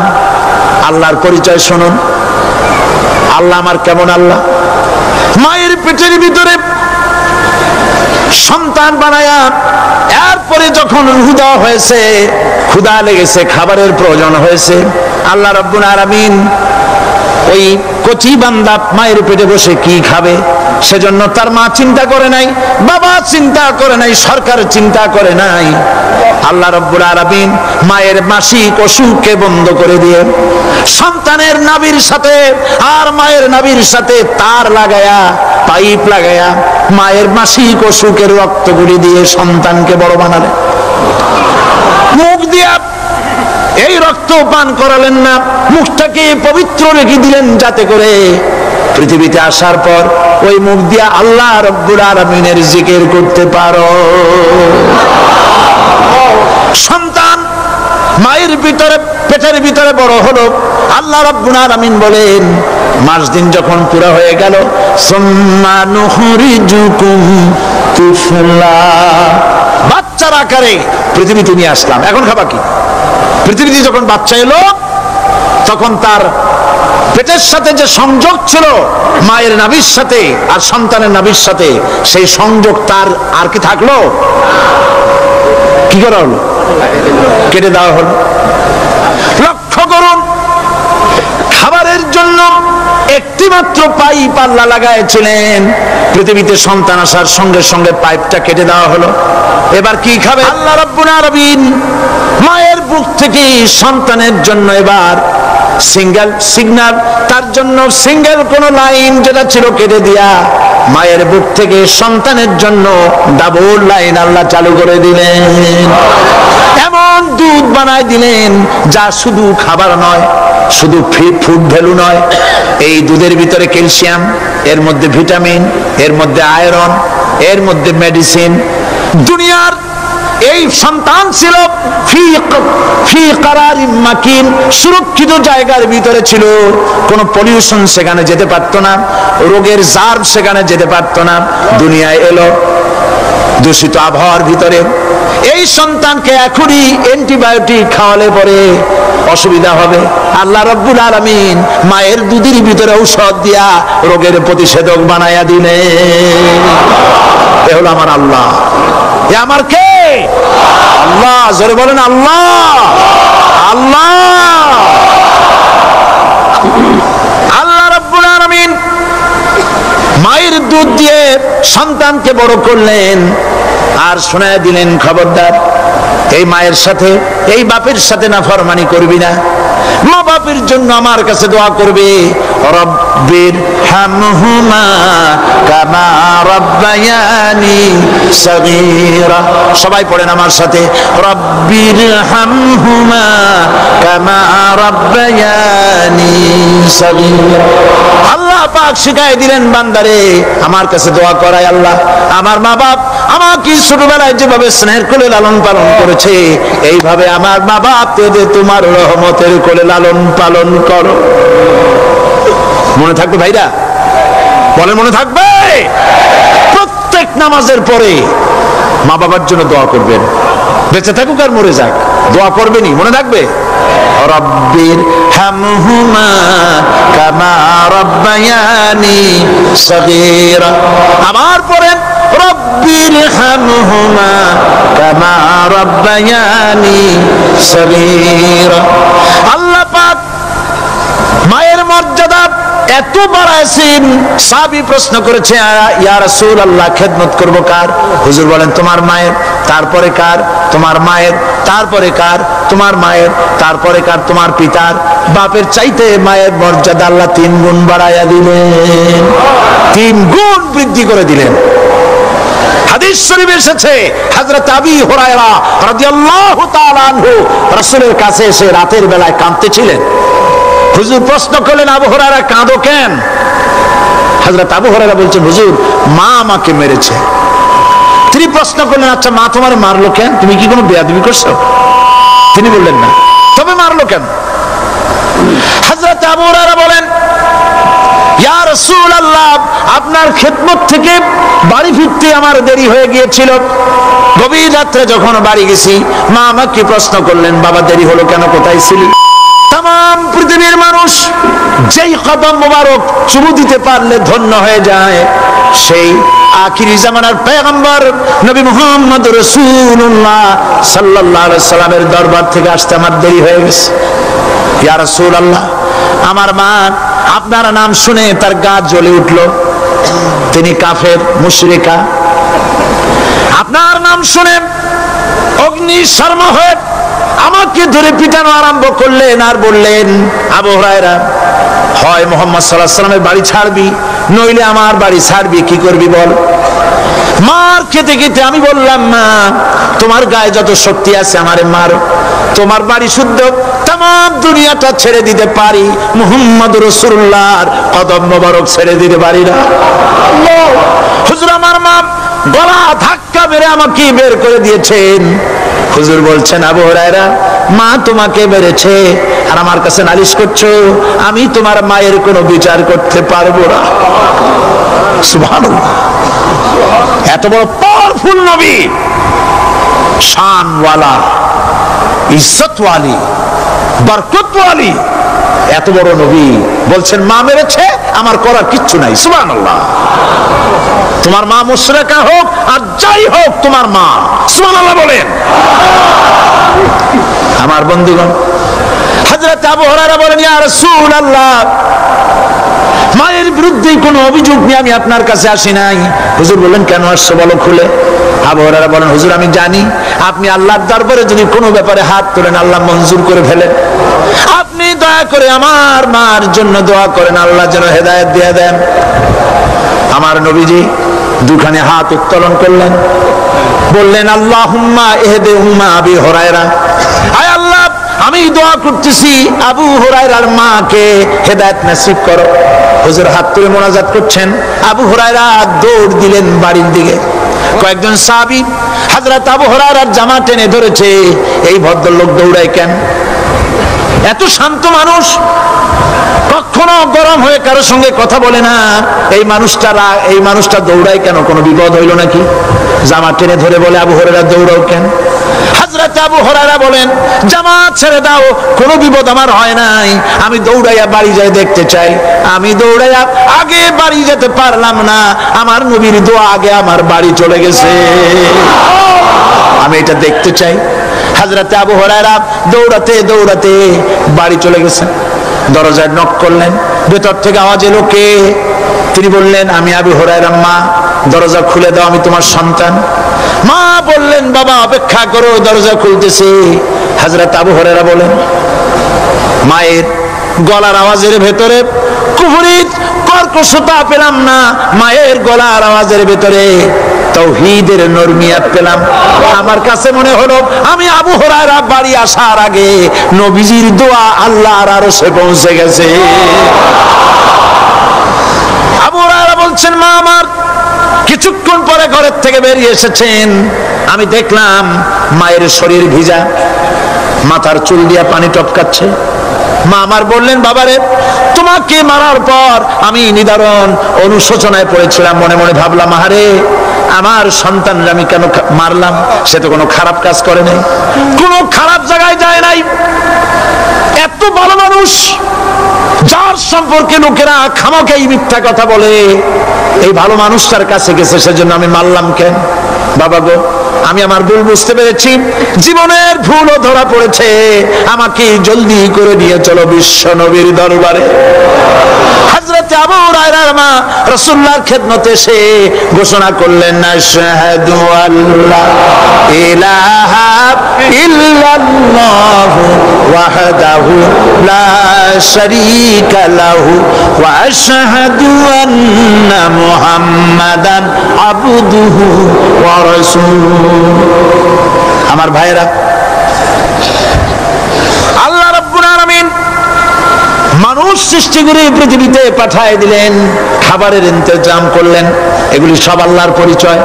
আল্লাহরে চেনার জন্য বড় বড় কিতাব ঘাটা লাগে না, কিসমতে যদি থাকে দুই একটা দৃষ্টান্ত যথেষ্ট হয়ে যায়। সুবহানাল্লাহ, সুবহানাল্লাহ, দুই একটা দৃষ্টান্ত যথেষ্ট। আল্লাহ পাক সমস্ত সৃষ্টি জগৎকে তৈরি করলেন, সৃষ্টি করলেন, আর তাদের খাদ্যের ব্যবস্থা করলেন। কে করেছেন খাদ্যের ব্যবস্থা? খাদ্য দেন আল্লাহ। কিন্তু অহংকারী যারা, তারা বলে দেশের বাম্পার ফলনের জন্য সমস্ত কৃতিত্ব সরকারের। বলেন আস্তাগফিরুল্লাহ, বলেন নাউজুবিল্লাহ। এদের একজন বলছিল, 3 বছর কিছু দিবার পারুম না,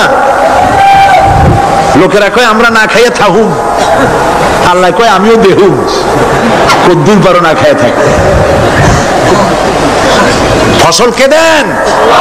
জোরে বলেন, কে দেন? বাম্পার ফসলের ফলনের দাবি সরকার করতে পারে না, এটা কুফরি, এটা শিরক। জমিনের ফসল কে দেন? আকাশের বৃষ্টি কার? পানি কার? সার কার?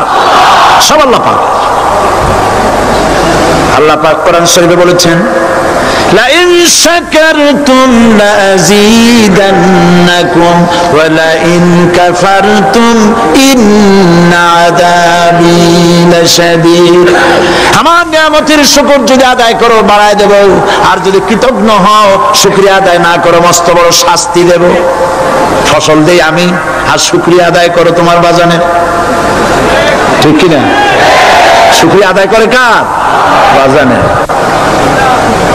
একটা লোকের, একটি মানুষের যেই প্রশংসা এই সরকার করলো, বিগত 4.5 বছর ধরে একটা মানুষের যত জিকির করলো, প্রশংসা করলো, ছবি টানাইলো, যদি এতটা জিকির, এতটা স্মরণ আল্লাহ রাব্বুল আলামিনের করত, ওদের জন্য আল্লাহর জান্নাতের দরজা খোলা হয়ে যেত। প্রশংসা করবে কার? চিল্লায় বলুন, আল্লাহ পাকের প্রশংসা করবে। খেতে দেওয়ার মালিক তিনি। আল্লাহ পাক বলছেন, আল্লাহকে, তার পরিচয় আল্লাহ তুলে ধরেছেন, ওয়া মা মিন দাব্বাতিন ফিল আরদি ইল্লা আলাল্লাহি রিজকুহা। এই পৃথিবীর ভিতরে এমন কোন বিচরণশীল জীব নাই যার রিস্কের দায়িত্ব আমি আল্লাহ গ্রহণ করি নাই। সুবহানাল্লাহ বলবেন না? রিস্কের দায়িত্ব কার হাতে? আচ্ছা দেখুন তো, পৃথিবীর সমস্ত সরকারের কাছে বিভিন্ন মন্ত্রণালয় আছে না? খাদ্য মন্ত্রণালয় বলে কোনো মন্ত্রণালয় আছে কিনা? আছে। খালি কয় খামু আর খামু। খাদ্য মন্ত্রণালয় আছে, থাকার পরেও মানুষ না খাইয়া মরে, ঠিক কিনা? এবার একটু তাকান তো, জ্ঞানের চক্ষু দিয়া তাকান, ফরেস্ট এরিয়া, বাঘ আছে কিনা? নাই। সিংহ আছে কিনা? গন্ডার আছে কিনা? হাতি আছে কিনা? বিশাল বিশাল প্রাণী আছে কিনা? জঙ্গলে ছোট্ট প্রাণী থেকে, পোকা থেকে শুরু করে গন্ডার পর্যন্ত, টুনটুনি পাখি দিয়ে শুরু করে ঈগল পাখি পর্যন্ত, নদীর ভিতরে ছোট্ট চুনো পুঁটি থেকে শুরু করে তিমি মাছ পর্যন্ত। প্রাণী তত্ত্ববিদরা বলেছেন সমুদ্রের ভিতরে এমন এমন বড় বড় তিমি আছে যে একটা তিমির ওজন 5000 টন পর্যন্ত হয়ে যায়। 5000 টন তিমিটার ওজন। যখন বাচ্চা হয় তখন বাচ্চার দৈনিক দুধ লাগে 50 থেকে 60 মণ পর্যন্ত। কে ব্যবস্থা করে? রুহান ফেরেশতা। তো ওর মা যেমন বাচ্চা তো সেরকম হবে, ঠিক কিনা? কে দেয় খাবার? এবার দেখেন তো আপনার দেশের এই জঙ্গলে কত হাতি আছে। হাতিরা মিছিল করে আসছে যে আল্লাহ আমাদের এখন আর খাইতে দিতে দিতে পারে না, বাংলাদেশের গভর্নমেন্ট কিছু দাও। আসছে না, খাইয়া ক্ষুধার জ্বালায় হাতি মরেছে, বাঘ মরেছে, সিংহ মরেছে, এর কোন দৃষ্টান্ত আছে? ক্ষুধার জ্বালায় আকাশের উড়ন্ত পাখিরা ছটফট করে মারা গেছে, দৃষ্টান্ত আছে? নদীর মাছেরা ক্ষুধার জ্বালায় ভেসে উঠেছে, না খাইয়া মরে গেছে, দৃষ্টান্ত আছে? মহান আল্লাহ রাব্বুল আলামিন কোরআন শরীফের ভিতরে বলেছেন অনেক প্রাণী এমন আছে যারা তাদের খাদ্যকে সঞ্চয় করে না, খাদ্যকে জমা করে না, আহরণ করে না। সকালবেলায় একটা খাবার খেলো, দুপুরে কি খাবে তার জানা নাই। শকুন পৃথিবীর মাঝি থেকে 3 মাইল উপরে ওড়ে, তার চোখকে আল্লাহ পাক এত তীক্ষ্ণ বানিয়ে দিয়েছেন, এই চট্টগ্রামের কোথায় মরা গরু আছে 3 মাইল উপর দিয়ে দেখতে পায়? সুবহানাল্লাহ করতে ইচ্ছে করে না। এই প্রাণীগুলি খাবারগুলি কোনো গভর্নমেন্ট জোগাড় করে রাখে নাই। আল্লাহ পাক বলেন সবার খাবার আমি দেই। সকালবেলায় সমস্ত প্রাণীগুলি, মহাশূন্যে পাখি, পানির ভিতরে মৎস্যরাজি, জঙ্গলের ভিতরে হিংস্র প্রাণী, পোকামাকড় থেকে শুরু করে সবগুলো খালি পেটে সব বেরিয়ে যায়, কারো কোনো খাবারের মজুদ নাই। সন্ধ্যা হতে না হতে সমস্ত প্রাণীগুলির পেট ভরাইয়া আমি আবার যার যার ঘরে বেরায় দেই। ওয়ামা মিন দাব্বাতিন ফিল আরদি ইল্লা আলাল্লাহি রিজকুহা। সমস্ত প্রাণী রিজকের দায়িত্ব আমি আল্লাহর হাতে। কে দেয় রিজক? জোরে বলুন, কে দেন? আল্লাহ। কি খাবেন সব আল্লাহ জোগাড় করে দিয়েছেন। তরি তরকারি জোগাড় করেছেন, মাছ জোগাড় করেছেন, চাউল দিয়েছেন, খাবার দিয়েছেন, গোশত দিয়েছেন, সব দিয়ে দিয়েছেন আল্লাহ রাব্বুল আলামিন। সমস্ত জিনিস দিয়ে মানুষকে আল্লাহ পাক তার জন্য আল্লাহ সব করেছেন। খালাকালাকুম মা ফিল আরদি জামিআ। এই পৃথিবীতে যা তৈরি করেছে সব তোমার জন্য। এ হচ্ছে আমার আল্লাহ। এ হচ্ছে আমার কে? আল্লাহ। সে আল্লাহ পাক বলছেন, আল্লাহর পরিচয় তিনি স্রষ্টা, তিনি রিজেক দাতা। এবার আইনদাতা কে? আইনদাতা কে? আরো জোরে বলুন। আইনদাতা আল্লাহ হচ্ছে আল্লাহর পরিচয়। ইনিল হুকমু ইল্লা লিল্লাহ আলা লাহুল খালকু ওয়াল আমর। সৃষ্টি যার, আইন চলবে তার। আমার দেশে আল্লাহর আইন চলছে? আমাদের দেশের কল কারখানা, ক্ষেত খামার, অফিস আদালত আল্লাহর আইন অনুযায়ী চলে? চলে না। বরং আল্লাহর আইনকে মুছে ফেলার জন্য, নিজেদের আইন সৃষ্টি করার জন্য প্রচেষ্টা চালানো হচ্ছে। আল্লাহর আইন মানুষের জন্য সব থেকে বেশি উপযোগী, কারণ সৃষ্টি করেছেন কে? বলেন, কে করেছেন? আল্লাহ। প্রত্যেকটি মেশিন আপনি যা কিনবেন, রেডিও হোক, টিভি হোক, যে কোনো যন্ত্র হোক, গাড়ি হোক, তার সাথে একটা লিটারেচার, একটা বই তার সঙ্গে দিয়ে দেওয়া হয়। ওই বইয়ের মধ্যে লেখা থাকে এটা কিভাবে চালানো হবে, অপারেট করা হবে, তার সিস্টেম লেখা থাকে। আপনার ইচ্ছা মতো চালাইলে হবে না। এই মানব গোষ্ঠীকে সৃষ্টি করেছেন। এখন আপনি যদি আপনার আইন মতো চালান, তা কি চলবে? চলবে না। আপনি আপনার আইন মতো চালাচ্ছেন, ভালোভাবে চলতেছে? চলতেছে না। স্বরাষ্ট্রমন্ত্রী বলতেছেন সন্ত্রাসীদেরকে মাটির তলা থেকে খুঁজে বের করা হবে, কিন্তু নাকের উপর দিয়ে ব্রিফকেস চুরি হয়ে যায়, উনি তা ধরতে পারেন না। এই হলো আইন। অনাবরত খুন হচ্ছে, অনাবরত সন্ত্রাসী তৎপরতা চলছে, আর ওনারা বলছেন আগের থেকে এগুলি চলে আসছে, একজনের খুনের বিচার না হইলে এরকম খুন তো হইতেই থাকবে। তাহলে খুনকে, হত্যাকে, সন্ত্রাসকে সরকার জাস্টিফাইড করছেন। নাউজুবিল্লাহ মিন যালিক। এই জন্য আইন হতে হবে আল্লাহর। আইন হতে হবে কার? চিল্লায় বলেন আল্লাহ পাকের আইন হতে হবে। আমি একদিন পার্লামেন্টে বলেছিলাম, আমার দেশের নেতা নেত্রীরা বারবার হজ করতে যান, উমরা করতে যান, সেখান থেকে আসার সময় কি আনেন? আতর, পাথর, সুরমা আর খুরমা, এই কিছু নিয়ে আসলেন। কিন্তু আমি বলেছি আপনারা কি কিছু চোখে দেখেন না? পার্লামেন্টে এইভাবে বক্তৃতা করেছে, কিছু চোখে দেখেন না? আমি প্রশ্ন করে আমি এবার জবাব দিচ্ছি, আপনারা যারা হজ করতে যান, উমরা করতে যান, হজের কথাই ধরি, এই হজ করতে যখন যান তখন মুজদালিফায় একটা রাত কাটাইতে হয়। সেটা কোন দিন? ইয়মে আরাফার পরের দিন। এই মাঠে দালান কোঠা আছে, এখানে বেড়া আছে, শামিয়ানা আছে, পর্দা আছে, তাবু আছে, কিচ্ছু নাই। লক্ষ লক্ষ নারী আর পুরুষ পাশাপাশি শুয়ে থাকে, তাও সুবহানাল্লাহ কইতে ইচ্ছে করে না। সারা রাত জনে জনে পুলিশ পাহারাদার নাই।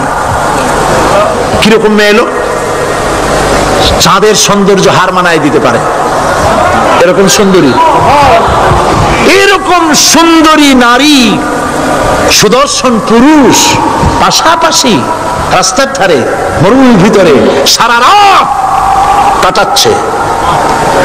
ইয়মে আরাফার পরের রাতটা, একটা রাত পুরা এভাবে চলতেছে বছরের পর বছর, শতাব্দীর পর শতাব্দী, সহস্রাব্দীর পরে সহস্রাব্দী। আমি প্রশ্ন করি, পৃথিবীর ইতিহাসে কেউ কি এমন কথা বলতে পেরেছে, লিখতে পেরেছে যে মুজদালিফার রাতে সেখান থেকে 10টা নারী হাইজ্যাক হয়েছে, 5টা নারী লাঞ্ছিত হয়েছে? বলতে পারবে? গভীর রাত্রে পুরুষ সঙ্গী ছাড়া সুন্দরী রমণী, যুবতী রমণী একাকিনী নিজের ঘর ছেড়ে আল্লাহর ঘরে তওয়াফ করতে আসে। তওয়াফ সেরে তাহাজ্জুদের নামাজ পড়ে আল্লাহর কাছে মোনাজাত করে একা একা হাজার হাজার লাখো পুরুষের ভিতর থেকে আপন ঘরে ফিরে যায়। কারো বাবার হিম্মত নাই একবার তাকায়ছে তো রূপ উপভোগ করার জন্য আবার তাকায়, অথবা তার আঁচল ধরে টান মারে। আছে ইতিহাস? কথা কন না কেন? সুন্দরী একটা মাইয়া মক্কা থেকে মদিনা থেকে পাওয়া যায় না, 15 দিন হয়ে গেছে। হয়েছে কখনো? এবার জবাব দেন, কেন হয় না? কেন হয় না? আমার দেশের মেয়েরা রাস্তা দিয়ে হাঁটতে পারে না। হাই স্কুল মেয়েদের, হাই স্কুল মেয়েদের কলেজ যখন ছুটি হয়, তথাকথিত সোনার ছেলেরা গেটের সামনে এতিমের মতো কালায় থাকে। অনবরত হাইজ্যাক হচ্ছে, ধর্ষণের সেঞ্চুরি হচ্ছে। আর ওখানে হয় না কেন? ওখানে হয় না এই কারণে, এই কোরআনের আইন আল্লাহ রাব্বুল আলামিন যে আইন দিয়েছেন, ওখানে আইন বলবৎ আছে। আছে নাকি? আছে কিনা? কোন পুরুষ কোন নারীকে ধর্ষণ করেছে যদি প্রমাণিত হয়, সে যদি ফাহাদের ছেলে হয় আর ফাহাদের মেয়েও হয়, কোরআনের শাস্তি হলো পাথর মেরে উড়াইয়া দাও। তাকে জানিয়ে দেওয়া হবে রেডিও টিভির মাধ্যমে, জিনাকারের ব্যভিচারীর শাস্তি হবে। চতুর্দিকে হাজার লোকেরা দাঁড়াবে, হাতে পাথর নিয়ে পাথর মেরে তাকে তার গোশত হাড্ডি বাতাসের সাথে উড়ায় দেবে। একজন মানুষ আর একজন মানুষকে খুন করলো, এই আসামি ধরা পড়ে গেল, কোরআনের শাস্তি হলো যখন ধরা পড়বে প্রমাণিত হবে, যেমন ভাবে হত্যা করেছে পরেও হত্যা করো। এই দৃশ্য, এই আইন যদি বাংলাদেশে যদি এই আইন চালু হয়ে যেত, খুনের আসামি ধরা পড়েছে, জেনার আসামি, প্রকাশ্য ময়দানে এলো, সাক্ষী প্রমাণে কোর্টে প্রমাণিত হলো সত্যি সে খুনি।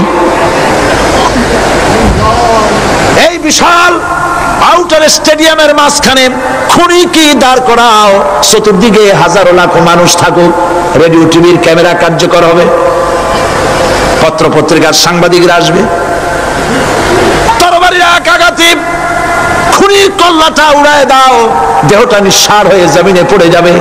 এই দৃশ্য যারা দেখবে সচক্ষে, রেডিওতে, পত্র পত্রিকায়, আর 1 বছরের ভেতরে খুন করার হিম্মত কারো কলিজা উঠবে? জেনাকারের পাথর মেরে উড়িয়ে দেওয়ার শাস্তি যদি চোখে কেউ দেখে, জেনা করার পুলক আর জাগবে? এটা নাম আল্লাহর আইন। এই আইন কার?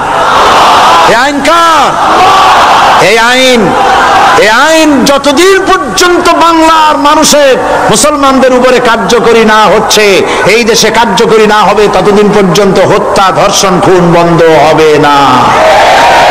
বন্ধ হবে। সুতরাং এই আইন হচ্ছে কার? আরো জোরে বলে, আল্লাহ রাব্বুল আলামিন।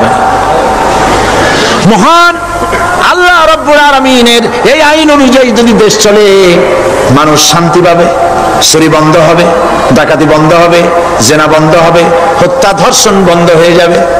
নবীজি এমন একটি আইন চালু করে দিয়ে, কোরআনের বিধান চালু করে দিয়ে এমন একটা সমাজ চালু করেছিলেন, যেই সমাজ সম্পর্কে হুজুর নিজে বলেছেন, খায়রুল কুরুনে কারনি, সর্বশ্রেষ্ঠ যুগ হলো কার যুগ? আমার যুগ। সুবহানাল্লাহ বলেন। রাসূলের যুগ হলো সর্বশ্রেষ্ঠ যুগ। সেই কোরআন, সেই হাদিস আজও আছে না নাই? বলেন জোরে, আজও আছে না নাই? সেই কোরআন এবং সুন্নাহ দিয়ে দেশ শাসন হোক, এটা কি আমরা চাই? কারা কারা চাই? দু হাত উঁচু করে রাখুন।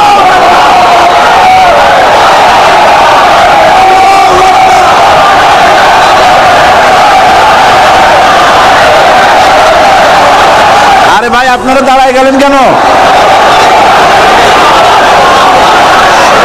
বসেন বসেন। আমি তো একটা স্লোগান দিতে বললাম, হাত দেখতে চাইছি আমি, মাথা দেখতে চাই নাই। এই সুযোগে কোমরটা সোজা করে নিলেন। আচ্ছা বসেন, আর মহব্বতের সাথে জিকির করেন, লা ইলাহা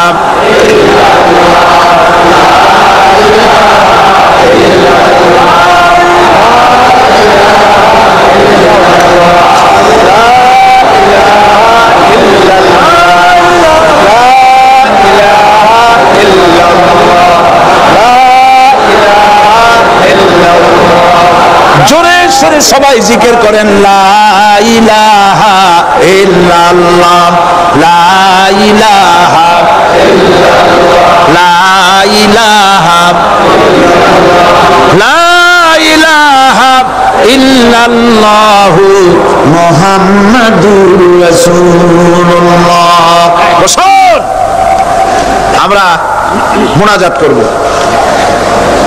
আল্লাহ রাব্বুল আলামিন আয়াতুল কুরসির ভিতরে আল্লাহর সার্বভৌমত্বের কথা বলেছেন, আল্লাহু লা ইলাহা ইল্লা হুয়াল হাইয়ুল কাইয়্যুম। পড়েন আমার সাথে সবাই, আল্লাহু লা ইলাহা ইল্লা হুয়াল হাইয়ুল কাইয়্যুম। আল্লাহ হচ্ছেন যিনি ছাড়া কোনো ইলাহ নাই, তিনি শাশ্বত চিরঞ্জীব। সুবহানাল্লাহি ওয়া বিহামদিহি। আগামীকাল এর বাকি অংশ আমি আপনাদের সামনে আলোচনা করব ইনশাআল্লাহ। জোরে বলেন ইনশাআল্লাহ। দাঁড়ানো ভাইরা বসেন। আপনাদের পাশে যারা দাঁড়িয়েছেন অনুরোধ করে বসায় দেন। বলেন যে আর 5 মিনিট বসেন, আল্লাহর রাস্তায় হাঁটেন না। হ্যাঁ বলেন আপনারা যে আল্লাহর রাস্তায় হাঁটেন না, বসেন, সবাই বসেন। এত বড় মাহফিলের মুনাজাত, সুবহানাল্লাহ বলেন। চট্টগ্রামের ইতিহাসের শ্রেষ্ঠ মাহফিল, চিল্লায় বলেন সুবহানাল্লাহ। গোটা বিশ্বের কোরআনের শ্রেষ্ঠ মাহফিল, বলেন সুবহানাল্লাহ, যারা বলেন আলহামদুলিল্লাহ। আগামীকাল এ মাহফিলের আখেরি মুনাজাত হবে ইনশাআল্লাহ, বলেন ইনশাআল্লাহ। আমি আন্তরিকভাবে দুঃখিত, প্রতি বছর আমার মা বোনদের জন্য, চট্টগ্রামবাসী আমার মা বোনদের জন্য আলাদাভাবে তাদের প্রশ্নের উত্তর দেই এবং তাদের সামনে কোরআন হাদিসের কথা আলাদাভাবে বলি। এবছর দিন কম হয়ে গেল বলে মহিলারা, মা বোনেরা বঞ্চিত হয়ে গেলেন। শিশু কিশোরদের জন্য আলাদাভাবে সমাবেশ করা হয়, তাও বঞ্চিত হয়ে গেল। এই বিশাল তাফসীরুল কোরআন মাহফিলের বরকত থেকে চিটাগংবাসীকে যারা বঞ্চিত করলো, আল্লাহ তাদের হেদায়েত নসিব করে দিয়ে। যদি হৃদয় থাকে, যদি হৃদয় বলে কিছু থাকে, বিবেক বলে যদি কিছু থাকে, আর শরীর যদি মুসলমানের প্রিয় রক্ত থাকে, তাহলে বাড়ি বসে অনুশোচনা করা উচিত, চোখের পানি ফেলানো উচিত ওই সব লোকের যারা এই বরকতপূর্ণ মাহফিলকে বাধা দিয়েছে। আর যাদের কলজার মধ্যে আল্লাহ মোহর মেরে দিয়েছে, এগুলোর তো হেদায়েত হবে না। যাদেরকে আল্লাহ পাক তৈরি করেছেন জাহান্নামের জন্য, ওদের কাছে মাহফিল অসহ্য, সহ্যই হবে না। নাউজুবিল্লাহ বলেন। চট্টগ্রামবাসীর জন্য তাফসীরুল কোরআন মাহফিল নিয়ামত। এই নিয়ামত কিয়ামত পর্যন্ত আল্লাহ টিকায় রাখুন, বলি আমিন।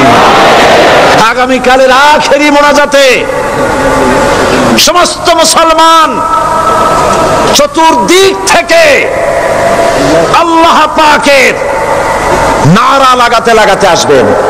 আল্লাহু আকবার, নারে তাকবীর। গোটা চট্টগ্রাম, গোটা চিটাগং শহর আগামীকাল কোরআনের মিছিলের শহর হবে ইনশাআল্লাহ।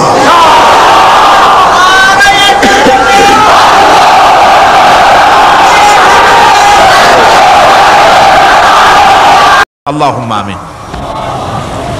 ربنا ظلمنا أنفسنا وإن لم تغفر لنا وترحمنا لنكونن من الخاسرين ربنا لا تزغ قلوبنا بعد إذ هديتنا وهب لنا من لدنك رحمة إنك أنت الوهاب। আয় আল্লাহ তাআলা, হাজার হাজার মুসলমান নরনারী দীর্ঘক্ষণ ধরে তোমার দ্বীনের কথা আমরা শুনেছি, আলোচনা করেছি। মেহেরবানি করে দুরূদ ও সালাম টুকুন, আলোচনার সওয়াব টুকুন জনাবে মুহাম্মদ রাসূলুল্লাহ সাল্লাল্লাহু আলাইহি ওয়াসাল্লামের রূহ মুবারকে পৌঁছায় দাও রব্বুল আলামিন। আমরা যত লোক এখানে বসেছি, এর মধ্য থেকে যাদের মা বাপ দুনিয়া থেকে বিদায় হয়ে গেছে, আল্লাহ দয়া করে মেহেরবানি করে কবরগুলিকে জান্নাতের টুকরায় পরিণত করে দাও রব্বুল আলামিন। কোরআনে কারীমের মাহফিলে এসেছি, সারা জীবন যত গুনাহ করেছে, কোরআনে কারীমের বরকতে আমাদের জিন্দেগির সমস্ত গুনাহ খাতাকে মাফ করে দাও আল্লাহ। আয় আল্লাহ তাআলা, ইসলামী সমাজ কল্যাণ পরিষদ প্রতি বছর এই মাহফিলের আয়োজন করে থাকেন, তোমার কোরআনের খেদমত করে থাকেন। এবছরে আয়োজন করতে যথেষ্ট বেগ পেতে হয়েছে তাদেরকে, আল্লাহ তুমি তাদের প্রয়োজনকে গায়েবী মদদ দিয়া পুরা করে দাও রব্বুল আলামিন। এই খেদমতের পুরোধা যিনি, এ কোরআনে কারীমের তাফসীরের মাহফিলের সাথে যিনি অঙ্গাঙ্গিভাবে জড়িত, মাওলানা শামসুদ্দিন সাহেব, আয় আল্লাহ তাআলা, ডাক্তাররা বলেছে তার দৃষ্টিশক্তি ফিরে পাওয়া অসম্ভব, কিন্তু আমরা তোমার কাছে কোনো জিনিস অসম্ভব মনে করি না রব্বুল আলামিন। তোমার কাছে অসম্ভব বলে কোনো জিনিস তোমার কাছে নাই। তুমি দয়া করে মেহেরবানি করে তার চোখ দুটির দৃষ্টিশক্তি ফিরাইয়া দাও রব্বুল আলামিন। এ মাহফিলকে তোমার দরবারে মঞ্জুর করে নাও।